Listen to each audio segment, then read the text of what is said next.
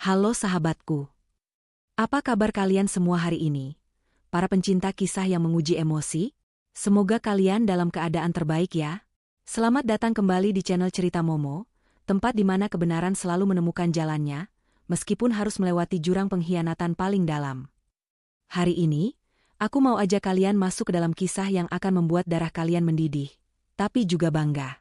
Bayangkan, seorang suami dengan bangganya memalsukan tanda tangan istri sahnya untuk menjual satu-satunya aset berharga.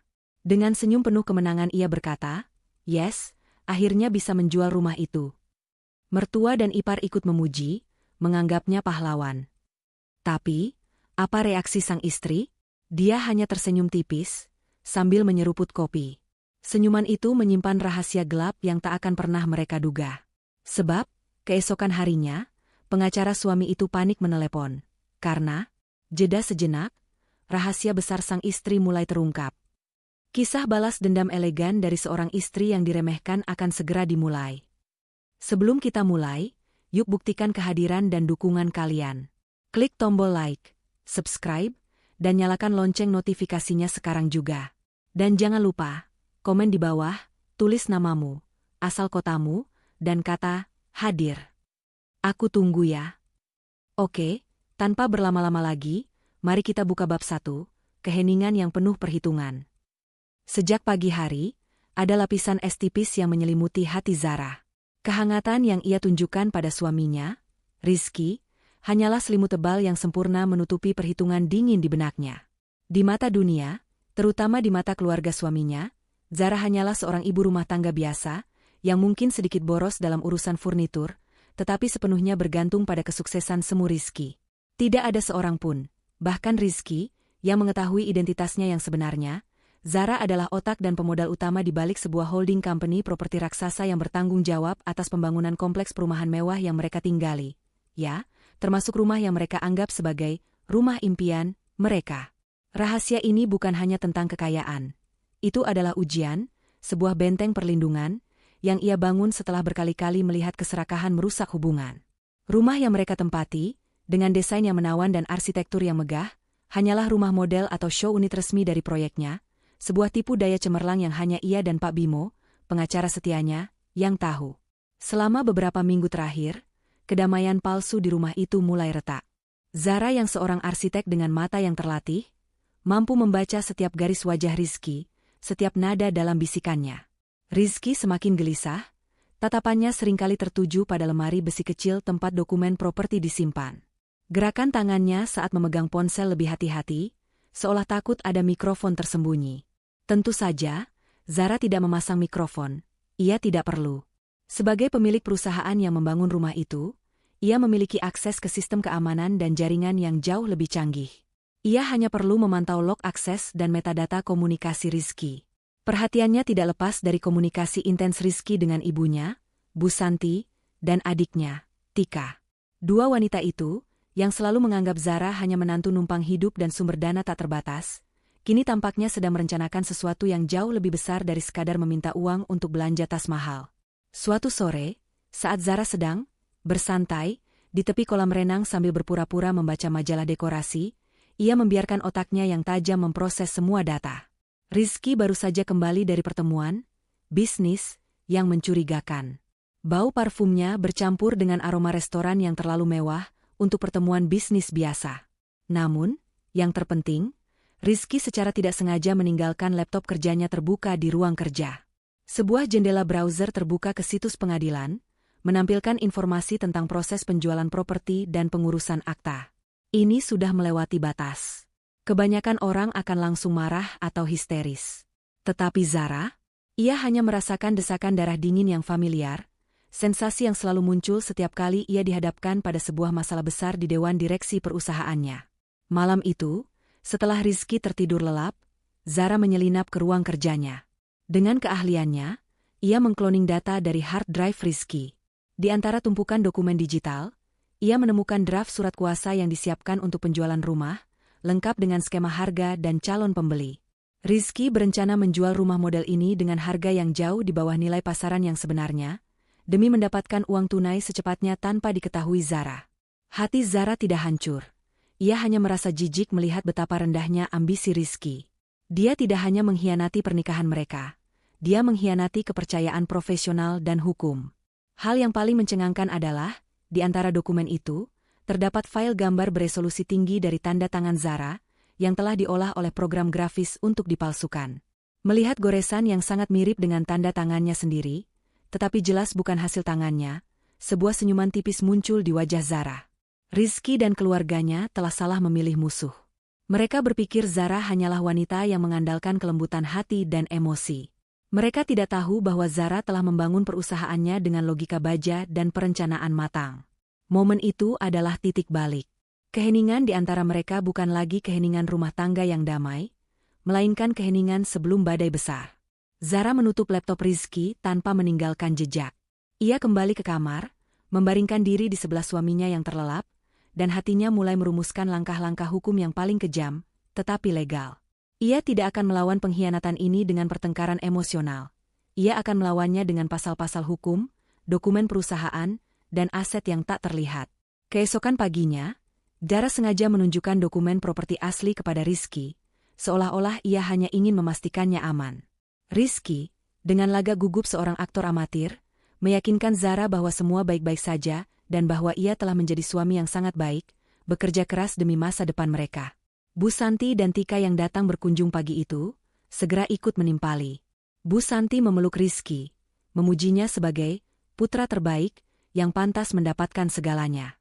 Tika, dengan mata jelinya, terus-menerus mengamati setiap sudut rumah, seolah sedang menghitung berapa banyak perabot yang bisa ia beli dengan hasil penjualan itu. Mereka tidak tahu bahwa setiap pujian dan tatapan mereka hanya menambah momentum bagi rencana pembalasan Zara. Zara segera menghubungi Pak Bimo. Pak Bimo adalah pengacara korporat yang dingin dan sangat efisien, yang telah membantunya membangun kerajaan properti rahasia ini. Komunikasi mereka selalu singkat dan kode. Bimo, operasi, show unit, akan segera dieksekusi oleh pihak lain, ujar Zara melalui saluran telepon yang terenkripsi. Pihak lain, Nona? Tanda tangan? Tanya Pak Bimo, suaranya terdengar sangat tenang, terbiasa dengan drama tingkat tinggi. Ya, palsu, tapi meyakinkan. Lakukan sesuai rencana. Pastikan penjualan yang akan mereka lakukan mengaktifkan klausul korupsi korporat, bukan hanya masalah rumah tangga biasa. Dan pastikan pembeli yang mereka temukan adalah boneka kita, yang hanya perlu menarik diri di menit terakhir. Pak Bimo mengerti. Rencana yang mereka susun adalah jebakan berlapis. Rizky tidak hanya akan mencoba menjual rumah milik istrinya, tetapi ia akan mencoba menjual aset korporat yang terdaftar sebagai inventaris perusahaan. Pemalsuan tanda tangan Zara, yang juga adalah CEO rahasia, akan mengubah masalah perdata menjadi masalah pidana yang serius. Ini adalah kerangka hukum yang disiapkan Zara untuk menghukum Rizky, bukan hanya menceraikannya. Selama seminggu itu, Rizky menjadi semakin sombong dan terlalu percaya diri. Ia menghabiskan waktu berjam-jam di telepon, berbicara tentang kemenangan finansial besar yang akan datang. Bu Santi dan Tika mulai mengatur daftar belanja, bahkan berani mendiskusikan di depan Zara tentang renovasi rumah yang akan mereka lakukan setelah dana segar itu masuk. Mereka tidak menyadari bahwa setiap detail yang mereka bicarakan hanyalah rekam jejak yang akan digunakan Zara di pengadilan nanti. Momen krusial tiba ketika Rizky berhasil menjual rumah itu kepada pembeli yang ia kira adalah investor independen. Tentu saja, pembeli itu adalah perwakilan dari perusahaan rekanan Zara yang diarahkan oleh Pak Bimo. Rizky menyiapkan semua dokumen, termasuk tanda tangan palsu yang ia yakini sempurna, dan menyerahkannya kepada notaris yang bekerja sama dengan pembeli palsu. Ia merasa sangat pintar, merasa telah mengakali istrinya yang ia anggap naif. Malam hari setelah Rizky menyerahkan dokumen itu, suasana di rumah terasa tegang, tetapi hanya bagi Rizky. Bagi Zara, ini adalah malam kemenangan. Rizky, Bu Santi, dan Tika duduk di ruang tamu, di sofa kulit mewah yang dibeli Zara. Mereka berbisik dan tertawa, merayakan keberhasilan operasi rahasia mereka. Kamu benar-benar pintar, Rizky. Ibu bangga padamu, bisik Bu Santi sambil mengusap kepala putranya. Tika menambahkan dengan nada iri yang terselubung pujian, uang ini akan membuat kita semua kaya, Rizky. Akhirnya kita bisa bebas dari bayang-bayang orang lain. Rizky, mabuk oleh pujian dan rasa superioritas palsu, berdiri dan mengangkat gelasnya yang berisi minuman mahal. Dengan suara yang cukup keras agar Zara, yang sedang duduk di kursi seberang, dapat mendengarnya, Rizky berkata dengan lantang. Yes, akhirnya bisa menjual rumah itu. Semua masalah kita selesai. Zara, yang saat itu sedang duduk tenang di kursi tunggal, hanya mengangkat cangkir kopinya. Uap panas kopi itu menyentuh hidungnya. Ia menyesapnya perlahan, matanya menatap tajam ke arah Rizky, Bu Santi, dan Tika. Senyum tipis, dingin, dan penuh perhitungan terukir di bibirnya. Sebuah senyum yang bukan berarti pasrah, melainkan sebuah pertanda bahwa jerat telah dikencangkan. Mereka merayakan keberhasilan pemalsuan, sementara Zara merayakan keberhasilan jebakan yang akan mengakhiri segalanya. Dia tahu, fajar keesokan harinya tidak akan membawa uang tunai bagi mereka, melainkan panggilan panik dari pengacara mereka sendiri. Ia membiarkan mereka merayakan kebodohan mereka hingga larut malam. Baginya, itu adalah tontonan yang mahal, sebanding dengan harga kebebasannya. Malam itu, keheningan yang penuh perhitungan milik Zara adalah suara paling mematikan di rumah itu, menjanjikan kehancuran yang tak terhindarkan bagi mereka bertiga. Fajar menyingsing di atas rumah model mewah itu, tetapi bagi Rizky, cahaya matahari membawa campuran arogansi dan kegelisahan yang membakar. Semalam suntuk, setelah perayaan kecil nan prematur, ia sulit tidur. Otaknya dipenuhi bayangan uang miliaran, tetapi di sisi lain, bayangan dingin Zara dan senyumnya yang tak terduga terus mengganggunya. Ia mencoba meyakinkan diri bahwa keheningan Zara adalah tanda kepasrahan, bukan jebakan. Sebagai seorang suami yang merasa dirinya superior, Rizky berpendapat bahwa Zara terlalu emosional dan tidak cukup pintar untuk mendeteksi pemalsuan yang sudah ia anggap sempurna. Pagi itu, dengan tangan sedikit gemetar, ia memeriksa kembali dokumen akta jual beli, AJB, palsu yang ia siapkan. Tanda tangan yang ia palsukan, hasil berjam-jam latihan dan editing digital, terlihat begitu identik dengan tanda tangan Zara pada dokumen-dokumen yang tidak penting. Ia merasa seperti kriminal ulung, padahal ia hanya seorang pria yang terperangkap dalam keserakahan dan didorong oleh bisikan-bisikan beracun. Dorongan beracun itu datang tepat setelah sarapan. Bu Santi dan Tika sudah siap siaga, mata mereka berkilat-kilat penuh antisipasi. Mereka berdua tidak menunjukkan sedikitpun rasa bersalah.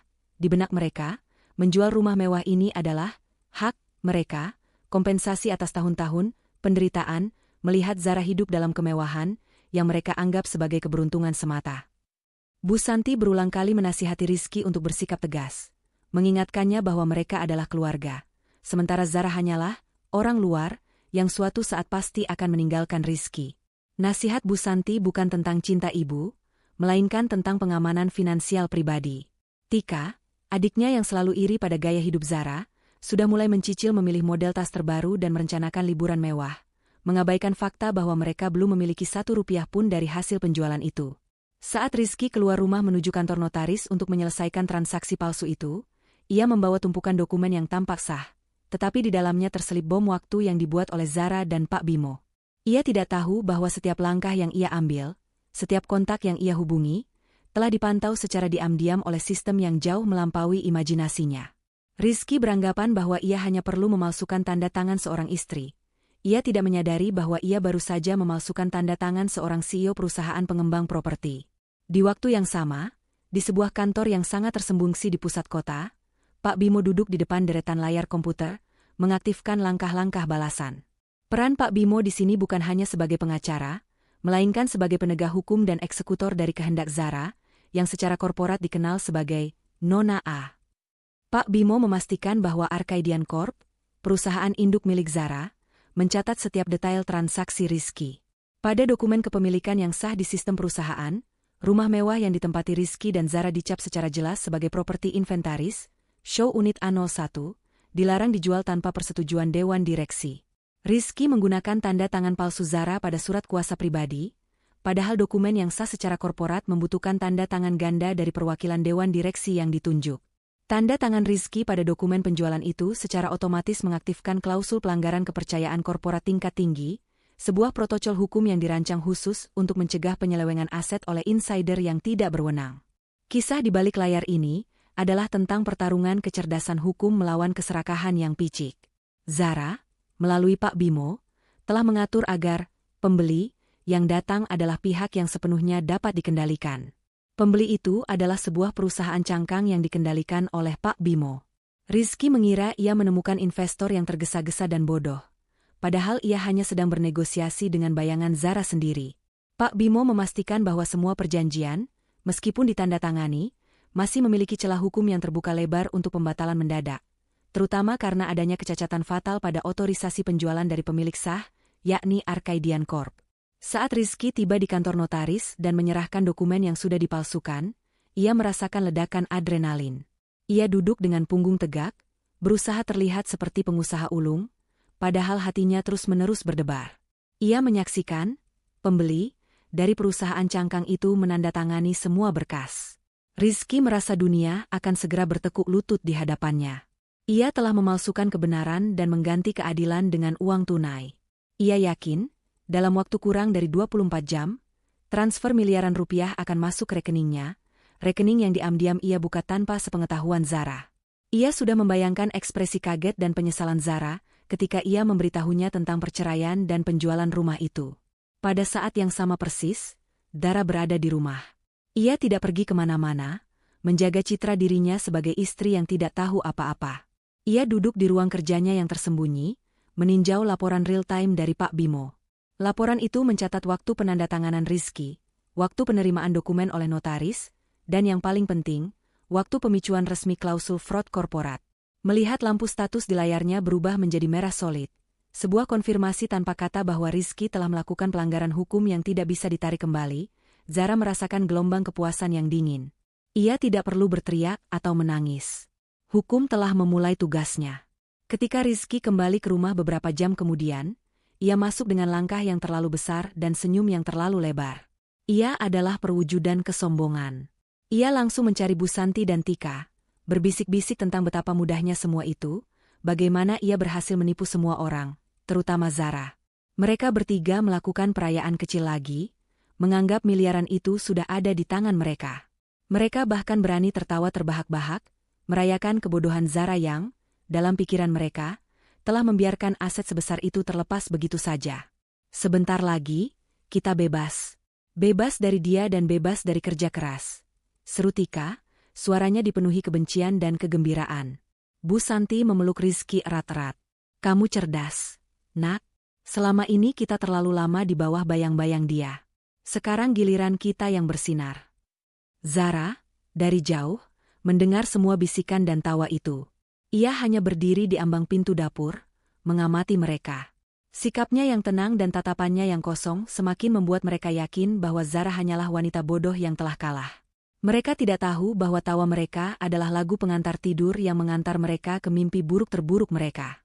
Malam itu, Rizky tidur dengan senyum kemenangan, memimpikan kekayaan. Bu Santi dan Tika tidur dengan harapan palsu. Namun, Zara terjaga, menatap langit-langit kamarnya. Ia tahu bahwa di luar sana, dalam diam, Pak Bimo sedang bekerja keras, menarik tali kekang perusahaan cangkang, mengatur pembatalan transaksi, dan menyiapkan panggilan telepon yang akan menghancurkan Rizky dan keluarganya. Seluruh aksi di balik layar yang dilakukan Rizky hari itu, telah dipersiapkan oleh Zara sebagai langkah terakhir yang disengaja dalam sebuah permainan catur yang sudah ia menangkan jauh sebelum dimulai. Zara memejamkan mata, membiarkan kelelahan dan ketenangan bercampur. Ia tahu drama besar akan dimulai besok. Besok, Rizky akan bangun sebagai pemenang. Tetapi sebelum matahari terbenam, ia akan menjadi seorang kriminal yang putus asa. Malam itu, aura di rumah model mewah itu terasa tebal dan menyesakan, dipenuhi aroma kemenangan palsu dan alkohol mahal. Lampu-lampu kristal di ruang tamu tampak bersinar lebih terang, seolah ikut merayakan rencana jahat yang baru saja dieksekusi Rizky. Kegembiraan Rizky meluap-luap, mengubah kegelisahan yang ia rasakan pagi hari menjadi arogansi yang membabi buta. Ia berjalan mondar-mandir di antara sofa, setiap langkahnya menyiratkan kepemilikan mutlak atas setiap inci properti yang baru saja ia jual secara ilegal. Meskipun dana transfer belum masuk, bagi Rizky, Bu Santi, dan Tika, miliaran rupiah itu sudah menjadi kenyataan di tangan mereka. Keyakinan mereka pada pemalsuan tanda tangan itu begitu kuat, begitu didorong oleh keserakahan, sehingga mereka menutup mata terhadap kemungkinan kegagalan sekecil apapun. Bu Santi, dengan setelan sutra mahal yang dibelikan Zara, duduk di sofa dengan postur seorang ratu yang baru saja mendapatkan kembali tahtanya. Ia tidak lagi menyembunyikan rasa jijiknya terhadap Zara, yang ia anggap terlalu lambat dalam bersiap-siap untuk perayaan kecil mereka. Di matanya, Zara sudah menjadi masa lalu, hanya bayangan yang akan segera mereka usir dari kehidupan mewah mereka. Ia mulai berbisik kepada Tika tentang betapa bahagianya mereka tanpa Zara, tanpa perlu lagi berpura-pura bersikap sopan. Mereka mulai membuat daftar, sebuah ritual perencanaan belanja yang dipenuhi dengan dendam kecil. Tika bersikeras bahwa ia akan membeli mobil sport baru, sementara Bu Santi berencana membeli Toho sekecil yang hanya akan ia gunakan untuk menghina tetangga lama mereka. Mereka lupa, atau memang tidak peduli, bahwa semua kemewahan yang mereka nikmati saat ini, termasuk sofa yang mereka duduki, sepenuhnya dibiayai dan dirancang oleh wanita yang sebentar lagi mereka usir. Rizky, mabuk oleh perasaan superioritas, mengambil alih kendali musik, memainkan lagu-lagu kemenangan yang terlalu keras. Ia memanggil Zara dari dapur dengan nada memerintah, bukan meminta. Suara Rizky terasa asing, dipenuhi otoritas yang tidak pernah ia miliki. Ia merasa bahwa dengan menjual rumah itu, ia telah membeli kebebasan dan dominasi total atas istrinya. Ia berpikir, Zara, yang ia anggap terlalu sibuk dengan urusan rumah tangga, tidak akan pernah bisa memahami kompleksitas transaksi finansial dan hukum yang ia lakukan. Dalam benaknya yang picik, ia adalah pahlawan keluarga yang menyelamatkan mereka dari cengkeraman Zara yang selama ini hanya memberinya kenyamanan tanpa pengakuan. Zara muncul dari dapur, membawa nampan berisi kopi hangat untuk dirinya dan sebotol cognak mahal untuk Rizky dan keluarganya. Ia bergerak dengan keanggunan yang hening, setiap tindakannya adalah sebuah tarian yang dipelajari. Rizky bahkan tidak beranjak untuk mengambil nampan itu, membiarkan Zara meletakkannya di meja. Dalam hati, Zara melihat Rizky bukan sebagai suami, melainkan sebagai tikus yang telah masuk ke dalam perangkap yang tertutup rapat. Keheningan yang ia bawa adalah keheningan di ruang sidang, tempat juri telah mengambil keputusan mutlak. Bu Santi dan Tika menatap Zara dengan pandangan menghakimi, mengkritik pakaian Zara yang dianggap terlalu sederhana untuk perayaan sebesar ini. Mereka berbisik-bisik, menilai gaya hidup Zara yang mereka anggap membosankan, sementara mereka sendiri merencanakan pesta pora dengan uang haram. Perlakuan mereka yang semakin kasar dan kurang ajar, justru memberikan Zara kekuatan, mengikis sisa-sisa keraguan yang mungkin ia miliki tentang keputusannya untuk menghancurkan mereka. Rizky membuka botol cognak itu dengan suara yang dramatis. Cairan mahal itu dituangkan ke gelas kristal, dan Rizky mengangkat gelasnya tinggi-tinggi, memaksa Bu Santi dan Tika untuk melakukan hal yang sama. Momen ini, bagi Rizky, adalah klimaks dari pengkhianatannya. Rizky menoleh ke arah Zara, matanya berkilat-kilat karena mabuk dan kemenangan palsu. Ia ingin melihat kehancuran di mata Zara, tetapi yang ia lihat hanyalah ketenangan yang membingungkan. Dorongan untuk menghina Zara secara langsung tiba-tiba muncul. Ia ingin memastikan Zara tahu persis apa yang telah ia lakukan, sebelum ia meninggalkannya. Dengan suara yang lantang, dipenuhi rasa bangga yang menjijikan, Rizky berkata, "Yes, akhirnya bisa menjual rumah itu." Suaranya bergema di ruang tamu. Ia menyesap minumannya, menunggu reaksi Zara. Bu Santi segera menimpali, menyambut kata-kata putranya dengan bangga yang berlebihan. Tangannya menepuk bahu Rizky dengan penuh puja, wajahnya memancarkan kepuasan atas keserakahan yang terwujud.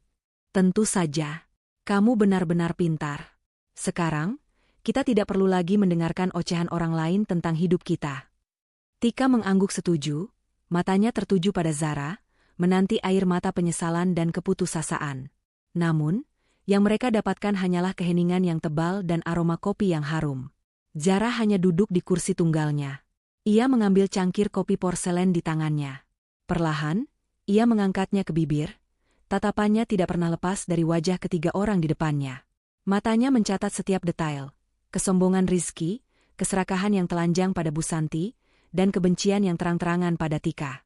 Ia telah merencanakan momen ini selama berminggu-minggu, momen ketika pengkhianatan mereka mencapai puncaknya. Zara menyesap kopinya. Rasa pahit dari biji kopi mahal itu, sejalan dengan pahitnya realita yang harus ia telan selama pernikahan ini. Ia tersenyum.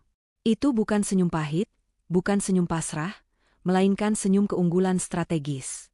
Dalam hati, Zara merangkai kalimat tak terucapkan yang menusuk.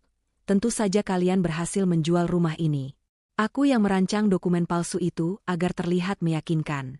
Aku yang memastikan tanda tangan palsu itu sah untuk tujuan tunggal. Memicu klausul fraud korporat yang akan membuat kalian dipenjara dan jatuh miskin." Pikirannya kembali ke dokumen-dokumen Arkadian Corp. Rumah ini, rumah model ini, hanyalah aset operasional, sebuah panggung. Rumahnya yang asli, rumah pribadinya yang sesungguhnya, tersembunyi jauh di balik jaringan perusahaan yang tak terhitung jumlahnya, tak tersentuh dan tak terdeteksi oleh Rizky yang malas. Senyuman itu adalah pengakuan diam-diam bahwa Rizky tidak menjual rumah Zara. Ia menjual kebebasan dan masa depannya sendiri. Zara melanjutkan menyeruput kopinya. Gerakannya sangat lambat, disengaja. Bagi Rizky dan keluarganya, senyuman itu adalah tanda kebodohan, tanda bahwa Zara sudah menyerah. Mereka mengira Zara terlalu terkejut untuk bereaksi. Padahal, Zara sedang menikmati detik-detik terakhir kemenangan palsu mereka. Di benak Zara, drama ini sudah selesai. Ia hanya menunggu telepon yang akan mengakhiri babak ini dan memulai babak penindasan hukum. Rizky, Bu Santi, dan Tika akhirnya bosan dengan keheningan Zara. Mereka kembali merayakan, melanjutkan bisikan tentang rencana mereka. Rizky, dengan gelas cognak di tangan, merasa sangat puas. Ia telah mencapai tujuannya, ia telah mengkhianati istrinya, dan ia akan segera kaya. Mereka menghabiskan malam itu dalam euforia yang memabukkan, tidak menyadari bahwa di luar sana, Fajar sedang menunggu untuk membawa sebuah panggilan telepon panik yang akan merobek-robek impian mereka. Malam itu, hanya Zara yang tidur nyenyak. Ia tidur dengan ketenangan seorang jenderal yang telah memenangkan perang. Pagi itu, sinar matahari masuk melalui jendela kaca besar, jatuh tepat di wajah Rizky yang terlelap pulas dengan senyum sisa-sisa arogansi semalam. Ia terbangun dengan perasaan yang belum pernah ia rasakan. Rasa puas yang bercampur dengan euforia kemenangan palsu. Hari ini adalah hari penentuan, hari di mana transfer miliaran rupiah dari penjualan rumah model itu seharusnya masuk rekening barunya. Rizky meraih ponselnya di nakas, napasnya tertahan. Ia membuka aplikasi banknya, memuat ulang halaman rekening, tetapi yang muncul hanyalah saldo lama yang stagnan. Ia mengerutkan kening, mencoba meyakinkan diri bahwa ini hanyalah masalah waktu, mungkin ada kendala sistem di bank. Tidak lama kemudian, Bu Santi dan Tika sudah berdiri di ambang pintu kamar dengan wajah penuh tuntutan. Mereka tidak bertanya kabar, melainkan langsung menuntut kepastian dana. Ketidaksabaran mereka terasa seperti palu yang menghantam Rizky, mengubah euforianya menjadi iritasi. Mereka sudah merencanakan makan siang perayaan besar, sudah memesan barang-barang mewah secara online yang membutuhkan pembayaran hari itu juga. Tuntutan mereka yang berlebihan semakin menekan Rizky, yang kini mulai merasakan sedikit cemas. Di saat yang sama, jauh di kantornya, Pak Surya, pengacara yang disewa Rizky untuk memfasilitasi transaksi penjualan itu, sedang berada di tengah-tengah neraka profesional. Ponselnya berdering tanpa henti, notaris dan tim, pembeli, yang ia urus semalam menelepon secara bergantian dengan suara yang dipenuhi amarah dan kepanikan. Kabar buruk itu datang seperti air bah, transaksi dibatalkan secara sepihak. Bukan hanya itu, pembeli juga mengancam tuntutan hukum balik atas upaya penipuan dan pemalsuan dokumen. Pak Surya, yang semula hanya mengira ia menangani penjualan properti biasa yang melibatkan persetujuan istri, kini menyadari bahwa ia telah terseret ke dalam lubang hitam korupsi korporat. Tim hukum dari pihak pembeli, yang tak lain adalah Pak Bimo dari Arkadian Corp, telah mengirimkan dokumen resmi yang menyatakan bahwa properti yang dijual Rizky adalah aset inventaris perusahaan, bukan aset pribadi Rizky atau Zara. Dokumen itu dengan jelas menunjukkan bahwa tanda tangan Rizky dan upaya penjualan itu melanggar klausul anti-fraud korporat, yang merupakan kejahatan pidana serius. Keringat dingin membasahi kemeja Pak Surya. Ia mencoba menelepon Rizky, tetapi Rizky yang sedang berdebat dengan ibu dan adiknya tentang saldo bank, sengaja mengabaikan panggilan dari nomor yang tidak ia kenal. Pak Surya menjadi semakin panik. Reputasinya hancur, karirnya terancam oleh tuntutan hukum dari perusahaan raksasa yang tak ia kenal. Ia melihat ke dokumen-dokumen itu lagi. Tanda tangan yang dipalsukan itu, yang Rizky yakini sempurna, ternyata secara hukum adalah tanda tangan seorang CEO rahasia yang dilindungi oleh firewall korporat yang kejam. Dalam keputusasaan yang ekstrim, Pak Surya melihat satu-satunya celah. Dalam dokumen otorisasi korporat yang asli, ada nama Nyonya Zara sebagai wali dan penentu utama aset tersebut. Ia berpikir, jika ia bisa meyakinkan Zara, si istri yang menurut Rizky polos dan lugu itu, untuk menekan beberapa berkas backdata atau memberikan kesaksian palsu yang meringankan, ia mungkin bisa menyelamatkan karirnya dari tuntutan pelanggaran etika dan keterlibatan fraud. Ini adalah lompatan yang ekstrim, tetapi dalam keadaan panik, logika Pak Surya mati. Ia mencari kontak pribadi Zara yang ia temukan di kartu nama pernikahan lama, dan dengan tangan gemetar, ia menekan tombol panggil. Di saat yang sama, Zara sedang menikmati kopi paginya di teras belakang yang menghadap taman. Ia sudah selesai berolahraga, pikirannya jernih, dan ia sudah memprediksi setiap gerakan yang akan terjadi hari ini. Ponsel di meja bergetar. Zara melihat nomor asing itu, yang ia tahu pasti milik Pak Surya, pengacara yang disewa Rizky. Ia membiarkannya berdering sejenak, menikmati simfoni kepanikan di ujung sana. Akhirnya, dengan ketenangan seorang ratu yang akan menghukum rakyatnya yang memberontak, Zara mengangkat telepon. "Halo?" ucap Zara, suaranya lembut dan sangat tenang, seolah ia baru saja dibangunkan dari tidur siang. Di ujung telepon, Pak Surya langsung meledak dalam rentetan kata-kata yang histeris dan tidak teratur. Zara tidak perlu mendengar kata-kata itu secara jelas. Ia bisa merasakan gelombang kepanikan dan rasa takut yang menjalar melalui kawat. "Bu Zara, tolong. Ini Pak Surya, pengacara Pak Rizky. Ada masalah besar sekali. Penjualan rumah itu, semuanya kacau. Investornya, dia membatalkan transfer. Dan mereka menuntut kami. Mereka bilang ini fraud. Bu, fraud korporat. Mereka bilang rumah itu bukan aset pribadi, tapi inventaris perusahaan. Kami akan dituntut pidana, Bu. Tanda tangan itu tidak sah. Anda harus membantu kami." Pak Rizky tidak mengangkat telepon. "Bu Zara, Anda harus bicara dengan saya. Kalau tidak, kita semua akan hancur." Zara hanya mendengarkan. Wajahnya tidak menunjukkan emosi apapun. Di dalam benaknya, ia mencatat setiap detail penting dari ledakan Pak Surya. Pembatalan transfer, taktik Pak Bimo berhasil, tuntutan pidana, klausul korporat aktif, dan pengakuan bahwa rumah itu adalah inventaris perusahaan, jebakan terkonfirmasi. Keheningan Zara di telepon terasa lebih menghancurkan daripada 1000 kata. Pak Surya berhenti bicara, terengah-engah, menunggu respons yang menyelamatkan. Akhirnya, Zara berbicara, suaranya tetap tenang dan terkontrol, tetapi dingin seperti bongkahan es. "Pak Surya," jeda sesaat ia menyesap kopinya, "saya tidak tahu apa yang Bapak bicarakan. Saya tidak mengurus aset korporat. Saya hanya istri yang mengurus rumah tangga. Anda seharusnya berbicara dengan pengacara suami saya, bukan saya." "Tapi Bu, di dokumen, mereka bilang Anda adalah kuncinya. Anda adalah pemilik aset ini, secara korporat." "Pak Rizky." "Pak Surya," potong Zara, nadanya sedikit mengeras. "Jika ini adalah masalah hukum serius seperti yang Anda katakan, maka saya sarankan Anda dan suami saya segera mencari pengacara yang sangat baik. Tapi bukan saya. Dan mohon, jangan libatkan saya dalam urusan ini. Saya tidak mau tanda tangan saya dipalsukan untuk tujuan kriminal."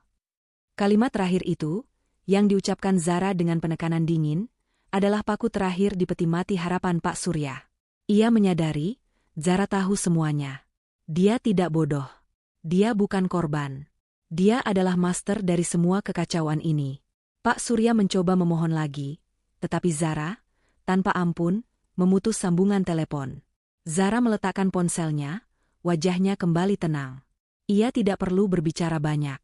Satu panggilan telepon itu, yang dipicu oleh kepanikan, telah mengonfirmasi bahwa jebakan korporatnya sempurna, dan bahwa Rizky serta pengacaranya telah secara resmi mengakui kesalahan di depan pihak yang tidak berwenang. Di dalam rumah, Rizky masih berdebat dengan Bu Santi dan Tika, kesal karena belum ada uang masuk.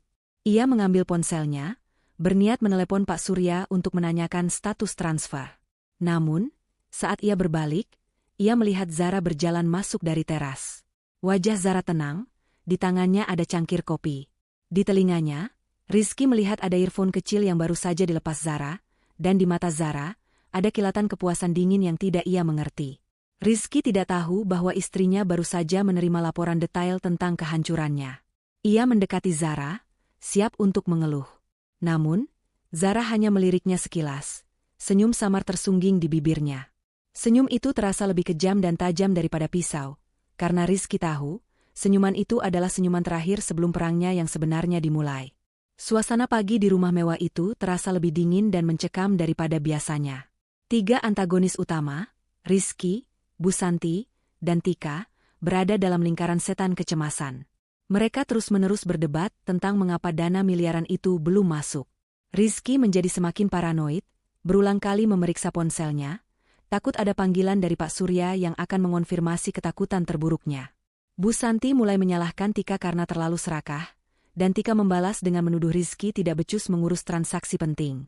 Kekompakan semu mereka runtuh menjadi saling tuduh yang tajam dan kejam. Di sisi lain, Zara bergerak dengan ketenangan yang luar biasa. Ia mengenakan pakaian kasual yang elegan, menyiapkan teh herbal di dapur, dan bersikap seolah-olah hari itu hanyalah hari biasa. Kontrasnya dengan kepanikan yang tersembunyi Rizky sangat mencolok, membuat Rizky semakin curiga. Ia tahu Zara menyembunyikan sesuatu, tetapi ia masih percaya bahwa rahasia Zara hanyalah kebodohan atau kepasrahan, bukan bom waktu. Sekitar pukul 10 pagi, sebuah mobil mewah berwarna hitam legam berhenti di depan gerbang. Keluar dari mobil itu, dengan setelan jas mahal yang dipesan khusus dan aura profesional yang tak terbantahkan, adalah Pak Bimo. Pak Bimo, pengacara andalan Zara, berjalan dengan langkah tegas, memegang tas kerja kulit yang tampak mahal. Kehadirannya yang formal di rumah yang seharusnya hanya menjadi tempat tinggal pribadi, mengirimkan gelombang kejut ke seluruh tubuh Rizky. Rizky tahu, pengacara dengan kaliber seperti Pak Bimo tidak akan pernah datang untuk sekadar minum teh. Zara menyambut Pak Bimo dengan senyum profesional yang tulus, mengabaikan Rizky, Bu Santi, dan Tika yang kini berkumpul di ruang tamu dengan wajah pucat. Rizky mencoba memasang wajah berani, menanyakan maksud kedatangan Pak Bimo, tetapi Zara hanya membalas dengan tatapan dingin. Pak Bimo datang untuk urusan inventaris. Jawab Zara datar. Duduklah, kalian bertiga perlu mendengar ini. Ini menyangkut tempat tinggal kalian. Bu Santi dan Tika awalnya menolak, berkeras bahwa urusan ini tidak ada hubungannya dengan mereka. Namun, mereka tidak bisa menahan rasa penasaran dan keinginan untuk ikut campur, sehingga mereka ikut duduk, dengan Bu Santi di samping Rizky, seolah memberikan dukungan. Rizky menatap Pak Bimo dengan tegang, siap untuk berbohong atau mengarang cerita tentang transaksi yang gagal. Pak Bimo memulai penjelasannya dengan nada yang sangat tenang, setiap kata diucapkan dengan presisi yang mematikan. Ia tidak berbicara seperti pengacara keluarga, melainkan seperti prosekutor di pengadilan tinggi. Bapak Rizky, Nyonya Santi, dan Nona Tika, mulai Pak Bimo, matanya menatap tajam satu persatu. Saya datang atas nama klien saya, Nona Zara, dan atas nama perusahaan yang ia pimpin. Kami telah menerima laporan tentang transaksi penjualan properti yang baru-baru ini Anda lakukan. Rizky berusaha menyela, berniat menyangkal atau mengurangi masalah, tetapi Pak Bimo mengangkat tangan, menghentikannya dengan otoritas tanpa kata. Transaksi itu, Bapak Rizky, adalah transaksi yang batal secara hukum dan pidana. Alasan pembatalan ini bukan karena masalah transfer bank, tetapi karena adanya pemalsuan tanda tangan dan penjualan aset korporat tanpa otorisasi. Mendengar kata pidana, Bu Santi menarik napas tertahan, sementara Tika menutupi mulutnya. Rizky merasa darahnya surut, tetapi ia mencoba bertahan. Ia berargumen bahwa rumah itu adalah aset pribadi, hadiah dari istri untuk suami, sehingga kepemilikan mereka sah. Disinilah Zara memutuskan untuk menghancurkan ilusi mereka sepenuhnya. Pak Bimo, tolong tunjukkan dokumen resminya, perintah Zara. Pak Bimo membuka tas kerjanya, bukan mengeluarkan kertas, melainkan sebuah tablet yang terhubung ke proyektor mini. Di dinding ruang tamu, tepat di atas tempat Rizky berpose bangga saat merayakan kemenangan palsunya, Pak Bimo memproyeksikan diagram kompleks kepemilikan. Tolong perhatikan baik-baik, narasi Pak Bimo kini semakin dingin. Properti ini, yang Anda klaim sebagai rumah pribadi, secara hukum tidak pernah terdaftar atas nama pribadi Nona Zara, apalagi nama Bapak Rizky. Properti ini adalah Show Unit A01 dalam kompleks properti mewah Arcadian Residence. Dan pemilik sah dari seluruh kompleks, termasuk unit ini, adalah Arcadian Corporation. Rizky, Bu Santi, dan Tika membeku. Nama Arcadian Corporation dikenal di kalangan bisnis sebagai raksasa developer properti. Mereka menyadari implikasinya, tetapi mereka belum tahu kebenaran yang paling menghancurkan. Pak Bimo melanjutkan, suaranya menusuk ke inti kekosongan mereka. Dan untuk meluruskan kesalahpahaman yang disengaja, pendiri, pemegang saham mayoritas, dan satu-satunya individu dengan otoritas penjualan tunggal dalam Dewan Direksi Arcadian Corporation adalah Nona Zara. Ruangan itu menjadi hening total, hanya terdengar suara pendingin ruangan yang berdesir. Dunia Rizky runtuh, berantakan menjadi serpihan ilusi. Istri yang ia anggap bodoh dan hanya numpang hidup, yang ia coba curi asetnya, ternyata adalah bos besar di balik perusahaan yang membangun dan memiliki properti itu. Ia menyadari senyum Zara semalam bukan senyum pasrah, melainkan senyum kepastian. Rizky mundur selangkah, matanya kini menatap Zara dengan campuran kengerian dan pengkhianatan yang mematikan. Ia merasa bodoh, merasa hina. Ia tidak hanya mencoba mencuri dari istrinya, ia mencoba melakukan fraud terhadap CEO perusahaan yang ia temui setiap hari di meja makan. Bu Santi dan Tika tidak bisa berkata-kata. Mimpi mereka tentang kekayaan, tentang mengusir Zara, hancur lebur. Mereka menyadari, mereka tidak sedang berurusan dengan menantu yang lemah, melainkan dengan kekuatan finansial yang tidak terbayangkan. Tika mulai menangis pelan, menyadari tas-tas mewah yang ia impikan kini tidak akan pernah terwujud. Pak Bimo kemudian menjelaskan dengan detail yang menyakitkan. Anda bertiga, saat ini, secara teknis sedang menduduki aset korporat yang telah Anda coba jual secara ilegal menggunakan pemalsuan tanda tangan Chief Executive Officer perusahaan. Semua perabotan di rumah ini, perhiasan Nyonya Santi, mobil yang Anda gunakan, bahkan kartu kredit yang Anda pakai, semuanya adalah aset perusahaan yang disediakan untuk tujuan show unit atau tunjangan, dan semuanya terdaftar atas nama Arkadian Corp. Zara, yang selama ini diam, akhirnya berbicara. Suaranya rendah dan tajam. Ia menatap Rizky lurus di mata, menanggalkan peran istri penyayang sepenuhnya. Kau selalu mengeluh, Rizky, bahwa aku hanya seorang ibu rumah tangga yang menghabiskan uangmu. Aku menyembunyikan identitasku, tinggal di rumah model ini, karena aku ingin tahu. Aku ingin tahu apakah kau akan mencintaiku apa adanya, bukan karena kekayaanku. Dan kau tidak hanya gagal. Kau mencoba menjual aset perusahaan dan memalsukan tanda tangan pemiliknya. Pengungkapan itu adalah pukulan telak. Rizky kini menyadari mengapa Zara sangat tenang. Sejak awal, ia tidak pernah memiliki apa-apa. Ia hanya tinggal di sebuah set properti yang disiapkan oleh istrinya sendiri. Dan kini, ia bukan lagi seorang suami, melainkan penyewa tidak sah yang menghadapi tuntutan hukum dari seorang CEO yang sangat berkuasa. Pak Bimo mengemasi barang-barangnya. Pihak perusahaan, melalui Nona Zara, akan memberikan waktu 24 jam bagi Anda untuk meninggalkan properti ini sebelum tuntutan pidana atas fraud dan pemalsuan resmi diajukan. Dengan itu, Pak Bimo membungkuk sedikit kepada Zara, berbalik, dan meninggalkan ruangan. Rizky, Bu Santi, dan Tika ditinggalkan dalam keheningan yang menghancurkan, dikelilingi oleh kemewahan palsu dari rumah model yang kini terasa seperti jeruji penjara.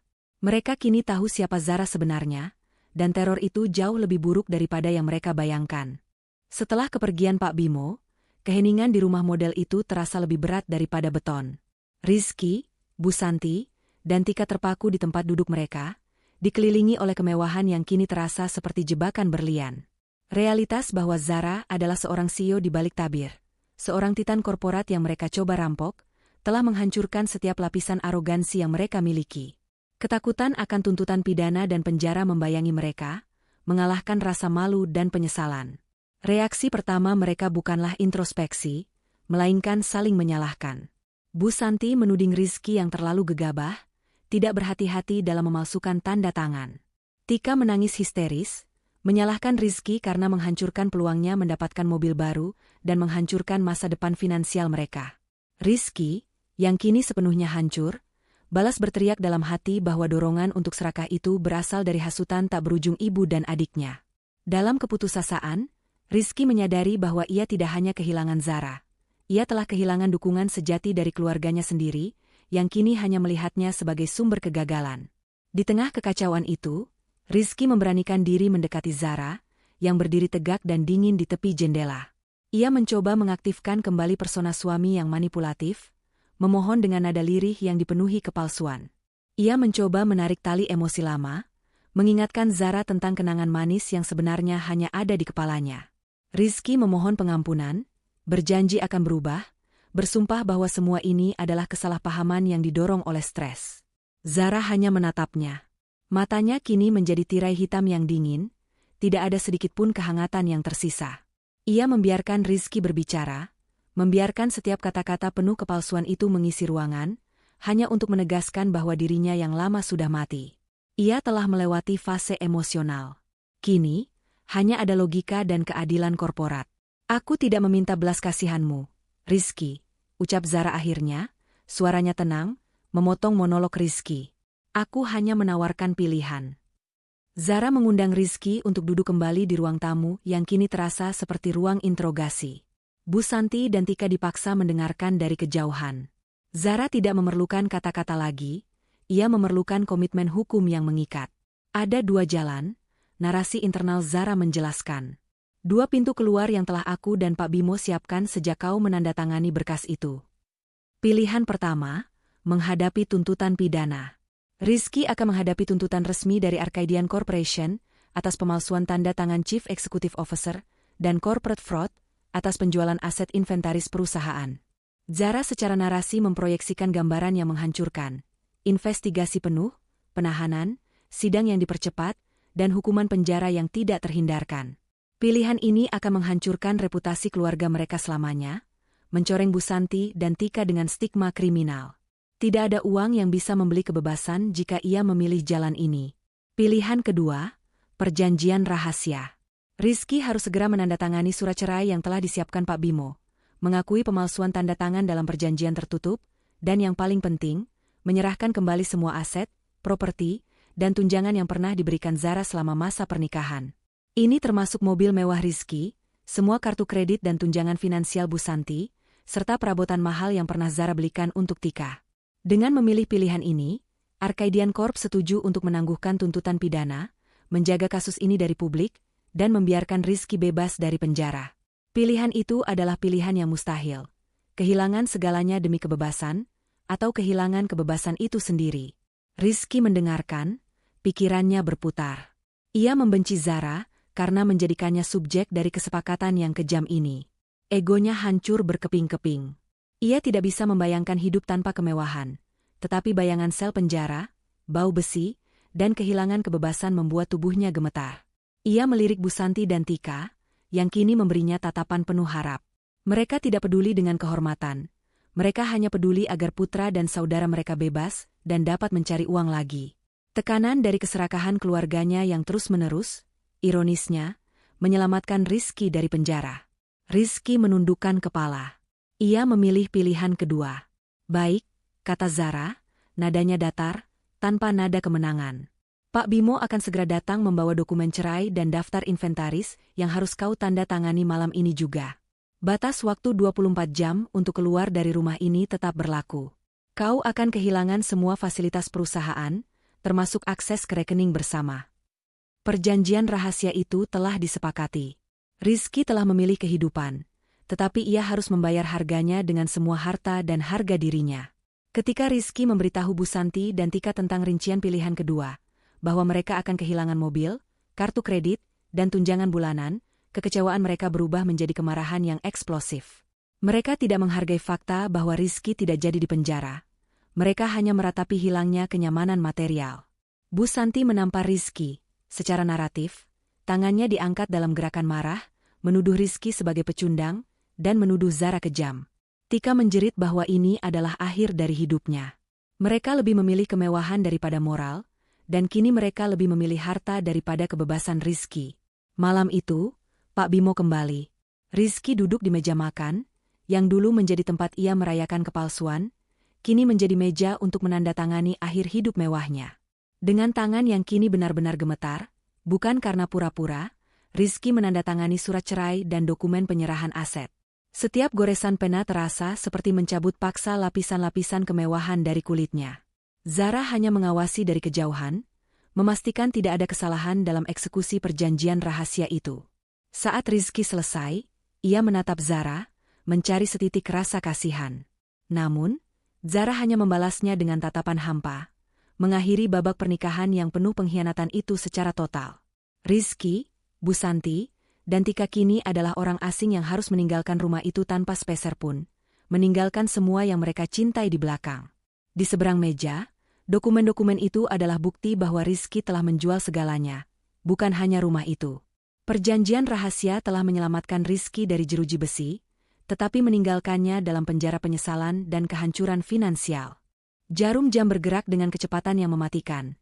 Setiap dentingnya adalah penghitungan mundur menuju kehancuran total Rizky, Bu Santi, dan Tika. Waktu 24 jam yang diberikan Zara terasa seperti jebakan yang kejam. Mereka bergerak seperti bayangan di dalam rumah model yang kini terasa asing. menyadari bahwa setiap benda mewah yang mereka sentuh bukanlah milik mereka. Kepanikan telah mematikan logika mereka, dan yang tersisa hanyalah naluri bertahan hidup yang paling egois. Kekacauan dimulai saat tim profesional yang dikirim Pak Bimo tiba. Mereka bergerak dengan efisiensi yang dingin dan tanpa emosi. Mereka mulai menempelkan stiker inventaris pada furnitur desainer, memindahkan lukisan mahal dari dinding, dan bahkan membongkar peralatan dapur mewah yang baru dibeli. Setiap item yang dibawa keluar adalah sebuah pukulan yang menyakitkan bagi Bu Santi dan Tika. Bu Santi menjerit dalam hati ketika kursi malas kesayangannya, tempat ia sering merendahkan Zara, dibawa pergi. Tika meratap ketika lemari pakaian besarnya yang dipesan khusus, disita sebagai aset perusahaan. Mereka tidak berduka atas pernikahan Rizky yang hancur, melainkan atas hilangnya kenyamanan material. Namun, kehilangan harta benda hanyalah awal. Pukulan yang lebih parah datang dalam bentuk kehancuran finansial yang total. Rizky mencoba mengakses rekening bank pribadinya, berharap masih ada sisa uang yang ia sembunyikan. Namun, layar ponselnya hanya menampilkan notifikasi yang mengerikan, rekening ditutup sementara atas perintah pihak ketiga. Uang tunjangan, uang, bisnis, Rizky, semuanya lenyap. Rizky menyadari, Zara telah memutus semua jalur keuangannya, bahkan yang ia kira benar-benar miliknya. Bu Santi, yang sebelumnya masih memegang kartu kredit platinum yang Rizky berikan, mencoba menggunakannya untuk membayar deposit sebuah apartemen sewa. Transaksi ditolak. Ia mencoba lagi, dan lagi. Hingga notifikasi dari bank muncul, menyatakan bahwa kartu tersebut dinonaktifkan. Bu Santi tersentak, rasa sakit kehilangan kemewahan itu terasa lebih nyata daripada rasa malu yang ia alami. Ia menatap Rizky, dan di matanya, tidak ada lagi cinta ibu, hanya kebencian yang murni. Di tengah kekacauan pengangkutan barang, pengkhianatan balik itu meledak. Bu Santi, yang tersudut dan terancam kemiskinan, melontarkan semua amarahnya kepada Rizky. Ia menuduh putranya bodoh, serakah, dan tidak becus. Ia berteriak, secara naratif, suaranya naik menjadi histeria yang memekakan telinga, bahwa Rizky telah merusak masa depannya dan masa depan Tika. Ia tidak lagi peduli pada tuntutan pidana. Ia hanya peduli bahwa ia harus tidur tanpa AC dan makan tanpa pelayan. Ia bahkan mengungkit kesalahan-kesalahan lama Rizky, aib yang seharusnya sudah terkubur, menjatuhkan harga diri Rizky di hadapan tim pengangkut barang yang dingin. Bu Santi secara emosional meninggalkan Rizky, memilih untuk menumpahkan seluruh kesalahan kepadanya sebagai upaya terakhir untuk membersihkan diri. Rizky hanya berdiri mematung, mendengarkan ratapan dan makian ibunya. Kehancuran batinnya menjadi 2 kali lipat. Ia telah dikhianati oleh istrinya, dan sekarang, ia dikhianati oleh ibu dan adik yang ia perjuangkan demi kebahagiaan finansial mereka. Ia menyadari kebenaran yang kejam, cinta mereka sama palsunya dengan tanda tangan yang ia palsukan. Mereka hanya mencintai harta yang bisa ia berikan. Sementara Bu Santi dan Rizky tenggelam dalam pertengkaran yang memuakan, Tika melihat peluang. Ia menyelinap ke kamar tidurnya. Di antara perhiasan imitasi dan kosmetik, ia ingat sebuah kalung berlian kecil yang dibelikan Zara sebagai hadiah ulang tahun, yang saat itu diabaikannya karena dianggap kurang mewah. Pak Bimo hanya mencatat aset korporat, dan kalung ini adalah hadiah pribadi. Tika dengan sigap mengambil kalung itu, menyembunyikannya di dalam sepatu bot usang yang ia temukan. Tindakan ini adalah pengkhianatan yang paling dingin. Tika tidak memberitahu ibu atau kakaknya, berniat menggunakan kalung itu sebagai modal kecilnya untuk memulai hidup baru, meninggikan dirinya sendiri di atas kehancuran keluarganya. Ia telah mengorbankan ikatan keluarga demi sepotong kecil berlian. Ketika Rizky melihat Tika keluar dari kamar dengan sikap mencurigakan, ia menyadari pengkhianatan kecil itu. Ia merasa mual. Bagaimana mungkin keluarganya begitu terpisah-pisah, begitu egois? Tika tidak hanya menyembunyikan kalung itu, ia menyembunyikan sisa-sisa kemanusiaannya dari keluarganya sendiri. Rizky, yang kini benar-benar sendirian secara emosional, tidak lagi peduli dengan barang-barang. Rasa malu dan penyesalan yang ia rasakan terhadap Zara mulai tergeser oleh rasa sakit, akibat pengkhianatan orang-orang yang seharusnya mencintainya tanpa syarat. Dari kejauhan, Zara menerima laporan real-time dari Pak Bimo tentang evakuasi. Ia tidak berada di rumah model itu. Ia sedang berada di kantornya yang mewah dan asli, di balik lapisan keamanan yang tak terjangkau. Ia tidak perlu mendengar teriakan mereka, narasi laporan yang dingin sudah cukup. Ia mencatat detail pertengkaran mereka, sifat saling menyalahkan, dan tindakan egois Tika. Zara menyadari, hukuman yang paling berat bagi mereka bukanlah kehilangan harta, melainkan terpaksa melihat betapa buruknya karakter mereka satu sama lain ketika dihadapkan pada tekanan. Ketika 24 jam hampir habis, rumah model itu telah dikosongkan. Hanya menyisakan debu, bayangan perabot yang telah dipindahkan, dan keheningan yang mematikan. Rizky, Bu Santi, dan Tika berdiri di luar gerbang, membawa tas-tas yang berisi pakaian seadanya dan dokumen pribadi. Rizky menatap ibunya dan adiknya. Mereka tampak seperti orang asing, saling menjaga jarak, mata mereka penuh kecurigaan. Rizky menoleh ke belakang, menatap rumah yang telah menjadi panggung kehancurannya. Ia tidak melihat rumah yang mewah. Ia melihat monumen keserakahan yang telah menghancurkan pernikahannya, kebebasannya, dan yang terpenting, ilusi tentang keluarganya. Mereka kini harus berjalan keluar dari gerbang itu, menuju kehidupan yang telah disiapkan oleh Zara. Kehidupan tanpa kemewahan, tanpa dukungan, dan tanpa cinta. Kehidupan baru Rizky, Bu Santi, dan Tika dimulai di tempat yang terasa seperti mimpi buruk. Mereka kini menghuni sebuah rumah kontrakan kecil, dengan dinding lembab dan aroma apek yang menusuk hidung, sebuah kontras yang menusuk hati dibandingkan dengan kemewahan dingin rumah model yang baru saja mereka tinggalkan. Tidak ada lagi lampu kristal, lantai marmer, atau pendingin udara yang sejuk. Hanya ada kasur tipis dan tumpukan pakaian yang mereka bawa secara tergesa-gesa. Perdebatan mereka tidak lagi tentang siapa yang harus disalahkan atas pemalsuan tanda tangan, tetapi tentang siapa yang harus membeli makanan hari itu. Kekacauan finansial membuat mereka saling menyerang. Bu Santi menatap Rizky dengan mata penuh kebencian, menyalahkan kegagalan hidupnya yang kini terpaksa hidup dalam kemiskinan. Tika terus mengunci diri, menyesali setiap keputusan yang ia ambil. Rizky, yang kini dipaksa menghadapi kenyataan bahwa ia adalah pria tanpa keterampilan nyata, hanya bisa tenggelam dalam penyesalan yang pahit. Namun, penderitaan mereka masih akan berlanjut, sebab Zara belum selesai membersihkan sisa-sisa dirinya dari kehidupan mereka. Meskipun Rizky telah menandatangani perjanjian cerai secara rahasia untuk menghindari penjara, Zara dan Pak Bimo harus melakukan formalitas hukum yang diperlukan untuk melindungi reputasi Arcadian Corporation dan memutus semua ikatan hukum yang tersisa.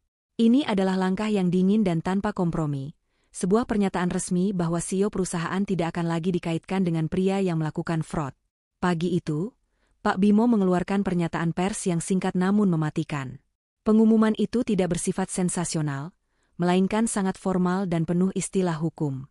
Dinyatakan bahwa Nyonya Zara, selaku wali dan CEO dengan otorisasi penuh, secara resmi mengajukan gugatan cerai. Alasan yang disebutkan adalah pelanggaran kepercayaan, penyalahgunaan aset, dan corporate fraud tingkat tinggi yang dilakukan oleh mantan suaminya. Pengumuman itu juga merinci bahwa semua fasilitas, tunjangan, dan dukungan finansial yang pernah diberikan oleh Arcadian Corporation kepada pihak terkait telah ditarik secara permanen. Dampak dari pengumuman ini jauh lebih menghancurkan daripada kehilangan rumah. Seluruh lingkaran sosial Rizky, yang sebelumnya mengaguminya karena kekayaan semu istrinya, kini membaca berita itu. Rizky yang dikenal sebagai suami dari seorang wanita kaya, kini dicap sebagai penipu korporat yang diusir dan dibuang. Harga dirinya hancur berkeping-keping. Ia mencoba mencari dukungan dari rekan-rekan lamanya, tetapi yang ia dapatkan hanyalah telepon yang tidak diangkat dan pesan singkat berisi penolakan halus. Reputasinya kini sudah mati. Rizky, yang diliputi amarah dan rasa malu, mencoba melakukan tindakan putus asa. Ia menghubungi beberapa media gosip, berniat untuk memutarbalikkan cerita, melukiskan Zara sebagai wanita gila harta yang kejam. Namun, narasi emosional Rizky dengan cepat tenggelam di bawah fakta-fakta hukum yang padat dan tak terbantahkan yang dikeluarkan oleh Pak Bimo. Tidak ada media yang berani menentang Arcadian Corporation yang memiliki jaringan properti dan hukum yang sangat kuat. Upaya Rizky hanya memperparah rasa malunya sendiri. Saat Rizky sedang tenggelam dalam kegagalannya, pukulan terakhir datang secara bertubi-tubi. Penarikan semua fasilitas bukan hanya tentang rumah dan mobil. Itu juga tentang hal-hal kecil yang membuatnya merasa aman. Pak Bimo secara sistematis mengirimkan notifikasi, asuransi kesehatan keluarga, yang selama ini dibayar oleh tunjangan perusahaan Zara, dibatalkan efektif hari itu juga. Dana pendidikan Tika, yang disimpan dalam rekening perwalian korporat, ditarik penuh. Bahkan perhiasan dan barang-barang yang Bu Santi anggap sebagai milik pribadi, yang merupakan hadiah dari Zara, dan dicatat sebagai pengeluaran perusahaan, diminta kembali. Pada saat ini, Tika yang ketakutan mencoba menjual kalung kecil yang ia sembunyikan di bab 7. Namun, Ia tidak tahu bahwa kalung itu adalah kalung tiruan yang sengaja diberikan Zara, yang aslinya telah dikembalikan ke inventaris perusahaan. Ketika penjual perhiasan menertawakannya, Tika menyadari ia telah ditipu oleh dirinya sendiri, dan keputusasaan membuatnya semakin histeris. Ia bahkan menyalahkan ibunya, karena tidak memberinya pelajaran yang benar tentang perhiasan asli. Rizky, yang tidak dapat lagi menahan rasa sakit dan putus asa, mengambil risiko besar. Ia menghubungi Maya, sahabat lama Zara, yang kini menjadi satu-satunya jembatan ke dunia lamanya. Rizky mengirimkan serangkaian pesan memohon, menggunakan kata-kata manis dan sumpah serapah, meminta Maya untuk menjadi mediator.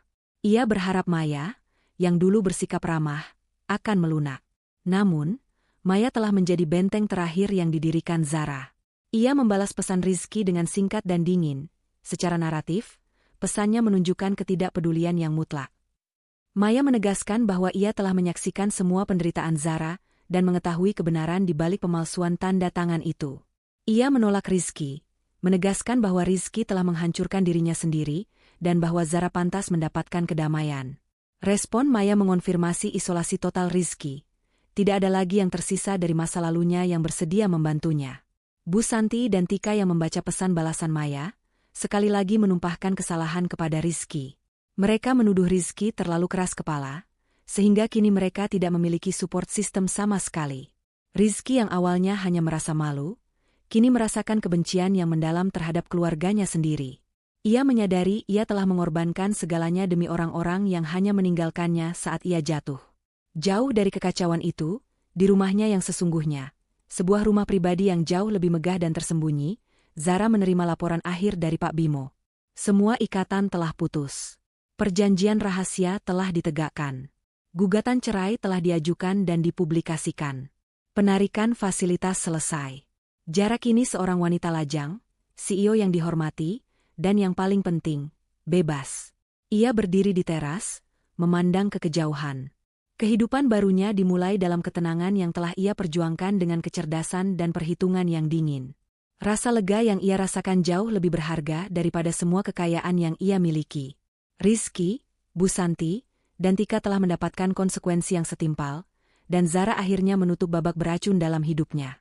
Bulan-bulan berlalu dalam siklus kemiskinan dan penderitaan yang tak berkesudahan bagi Rizky, Bu Santi, dan Tika. Mereka terperangkap dalam rumah kontrakan kecil yang mereka sewa dengan sisa-sisa uang tunai yang berhasil mereka kumpulkan sebelum seluruh rekening mereka dibekukan. Penderitaan mereka kini tidak lagi tentang drama saling menyalahkan, tetapi tentang realitas yang dingin dan keras. Bu Santi, yang dulunya seorang nyonya besar yang angkuh, kini harus bekerja paruh waktu di sebuah warung makan kecil. Tangannya yang terbiasa memegang kartu kredit kini harus mencuci piring berminyak. Tika, yang tidak memiliki keterampilan apapun, mencoba melamar pekerjaan sebagai pramuniaga, tetapi ia seringkali dipecat karena sikapnya yang arogan dan ketidakmampuannya beradaptasi. Rizky adalah yang paling terpukul. Label, penipu korporat, yang dilekatkan oleh Arcadian Corporation, menjadi kutukan tak terlihat yang menghalanginya dari setiap peluang pekerjaan yang layak. Setiap perusahaan yang ia coba hubungi pasti menemukan berita buruk tentang kegagalan transaksinya dan gugatan cerainya yang terpublikasi secara formal. Ia dipaksa menerima pekerjaan kasar, bekerja sebagai buruh harian, sebuah ironi yang menyakitkan mengingat betapa sombongnya ia saat menjadi suami seorang CEO yang ia remehkan.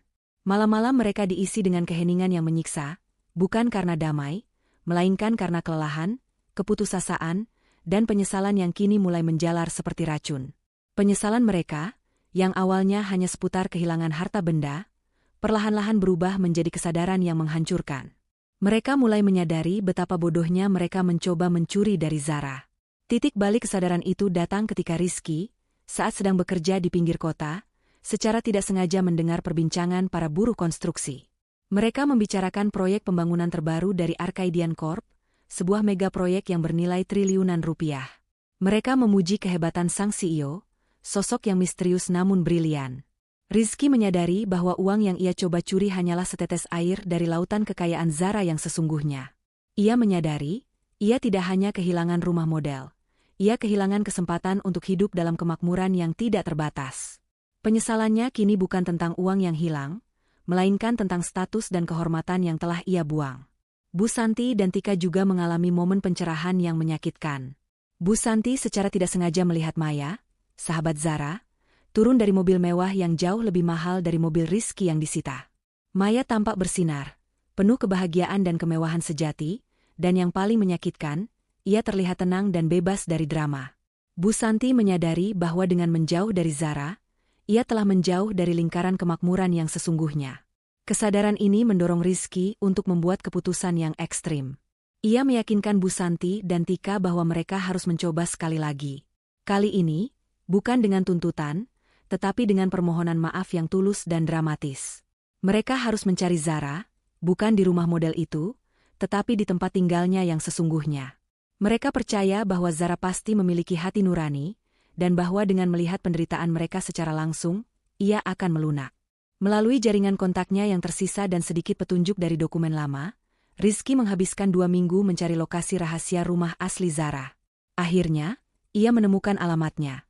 Sebuah kompleks eksklusif yang dijaga ketat, jauh dari keramaian, tempat para konglomerat sejati bersembunyi.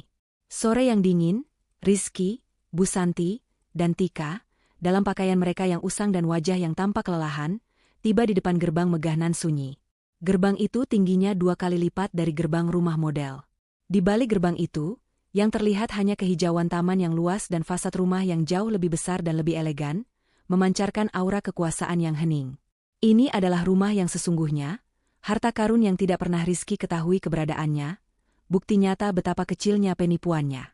Mereka bertiga berdiri di depan interkom. Rasa malu, takut, dan penyesalan kini menyatu dalam diri Rizky. Dengan tangan gemetar, ia menekan tombol panggil. Di dalam rumah, di sebuah ruang monitor rahasia yang terhubung langsung ke sistem keamanan, Zara melihat mereka. Wajahnya tidak menunjukkan rasa puas yang kejam, tetapi hanya kelelahan yang tenang. Ia sudah memprediksi momen ini. Ia melihat Rizky, Bu Santi, dan Tika di layar, tampak lusuh dan hancur. Sebuah kontras yang menusuk dengan latar belakang kemewahan murni rumahnya. Rizky mulai berbicara melalui interkom, suaranya tercekat. Ia mengucapkan rentetan kata-kata penyesalan yang panjang, memohon pengampunan, mengakui pemalsuan tanda tangan, dan mengakui kebodohan dan keserakahannya. Bu Santi dan Tika ikut memohon, air mata mereka tumpah, bukan lagi air mata keputusasaan karena kehilangan harta, tetapi air mata karena terpaksa mengakui kekalahan. Zara membiarkan mereka berbicara, mendengarkan setiap patah kata penyesalan yang terlambat. Ia merasakan sedikit simpati, tetapi membiarkan dirinya ditarik kembali ke masa lalu akan mengkhianati perjuangan dan ketenangan yang telah ia dapatkan. Ia telah memilih kedamaian. Zara tidak menjawab. Sebaliknya, beberapa menit kemudian, gerbang itu tidak terbuka. Melainkan, sebuah mobil hitam lega melaju keluar, dan Pak Bimo yang formal melangkah keluar. Pak Bimo, yang kini bertindak sebagai penjaga gerbang hukum, berjalan mendekati mereka. Nona Zara tidak dapat menerima kunjungan Anda, kata Pak Bimo, suaranya tenang dan tanpa emosi, sebuah suara yang melambangkan akhir yang mutlak. Nona Zara telah mempertimbangkan semua permohonan Anda. Keputusan akhir dari perjanjian rahasia sudah mutlak. Tidak ada aset yang akan dikembalikan. Tidak ada dukungan finansial yang akan diberikan. Nona Zara telah menutup babak ini. Pak Bimo kemudian mengeluarkan sebuah amplop tebal. Ini adalah pemberitahuan hukum terakhir. Jika Anda atau pihak manapun mencoba mengganggu privasi Nona Zara lagi, tuntutan hukum pidana yang sebelumnya ditangguhkan akan segera diaktifkan. Pak Bimo menyerahkan amplop itu, berbalik, dan kembali ke mobilnya. Gerbang megah itu tetap tertutup rapat. Rizky, Bu Santi, dan Tika ditinggalkan di jalanan, hancur lebur bukan oleh emosi, tetapi oleh ketegasan hukum yang dingin. Mereka menyadari, pintu ke masa lalu mereka benar-benar tertutup, disegel oleh tindakan mereka sendiri. Mereka berbalik, berjalan dalam keheningan yang berat, kini benar-benar menyadari bahwa masa depan mereka harus mereka ukir sendiri, tanpa ada lagi bantuan dari wanita yang mereka khianati. Beberapa waktu berlalu sejak hari Rizky, Bu Santi, dan Tika ditolak di gerbang kemewahan sejati Zara. Kehidupan berjalan terus, tetapi bagi mereka bertiga, waktu terasa berhenti, terperangkap dalam lingkaran penyesalan dan kerja keras yang tidak pernah mereka bayangkan. Kemewahan telah menjadi kenangan yang menyakitkan, dan keserakahan telah menjadi belenggu yang mengikat mereka pada nasib baru yang menyedihkan. Rizky kini benar-benar menjadi buruh harian. Wajahnya tampak kusam dan tangannya kasar, jauh berbeda dari penampilan elegan yang pernah ia palsukan. Setiap tetes keringat yang jatuh adalah pengingat akan uang miliaran yang ia buang demi harga diri yang kosong dan tanda tangan palsu. Ia seringkali bekerja di sekitar proyek-proyek pembangunan besar, dan ironisnya, ia sering mendengar nama Arcadian Corporation disebut-sebut. Setiap pujian yang ia dengar tentang perusahaan itu, setiap berita tentang keuntungan besar yang mereka raih, menusuknya seperti belati. Ia menyadari betapa bodohnya ia dulu, mengira ia bisa menipu seorang wanita yang menggerakkan roda ekonomi sebesar itu. Bu Santi dan Tika tidak lebih baik. Mereka terpaksa hidup dalam rumah kontrakan yang kotor, hubungan mereka dipenuhi kecurigaan dan kebosanan. Tika, tanpa dukungan finansial, tidak bisa melanjutkan pendidikan atau gaya hidupnya. Ia bekerja di toko retail yang memberinya upah minimum, dan setiap hari ia harus menahan hinaan dari pelanggan yang dulu adalah teman-temannya. Bu Santi, dengan tubuh yang semakin rapuh, harus terus bekerja serabutan. Mereka saling menyalahkan dalam diam, menyadari bahwa mereka telah menghabiskan seluruh kesempatan mereka untuk hidup nyaman dan bermartabat. Di sisi lain kota, di balik gerbang yang tertutup rapat, Zara kini sepenuhnya fokus pada kehidupan barunya. Ia tidak lagi menyembunyikan identitasnya. Ia memimpin Arcadian Corporation menuju puncak yang baru. Proyek-proyek besarnya diluncurkan, membawa namanya ke tingkat kekaguman dan kehormatan yang tinggi. Zara telah memenangkan lebih dari sekadar rumah. Ia telah memenangkan integritas, kebebasan, dan pengakuan sejati. Mahkota yang ia kenakan kini adalah mahkota kekuasaan dan kecerdasan yang ia peroleh sendiri, bukan mahkota pernikahan yang penuh kepalsuan. Pada suatu malam yang tenang, Zara mengadakan pesta kecil di rumahnya, dihadiri oleh Maya dan Pak Bimo. Mereka merayakan penutupan sebuah proyek besar yang menandai puncak karirnya. Zara tidak lagi merasa marah atau dendam, ia hanya merasakan ketenangan yang mendalam. Ia melihat keluar jendela, ke arah kota yang berkilauan yang sebagian besar dibangun oleh perusahaan yang ia dirikan. Pak Bimo kemudian memberitahu Zara secara naratif, melalui laporan singkat, tentang keadaan terbaru Rizky dan keluarganya. Zara hanya mendengarkan. Ia tidak perlu lagi membalas dendam, kehidupan telah mengambil alih tugas itu. Ia tahu bahwa penyesalan yang mereka rasakan jauh lebih menyakitkan daripada hukuman penjara manapun. Mereka hidup dalam penyesalan yang abadi, selalu teringat pada kemewahan yang mereka buang dengan tangan mereka sendiri. Momen puncak kesadaran Rizky terjadi ketika ia menemukan sebuah majalah bisnis lama. Di sampul majalah itu, terdapat foto Zara dengan judul besar, The Unstoppable Architect, Zara, the CEO who built her own empire. Melihat senyum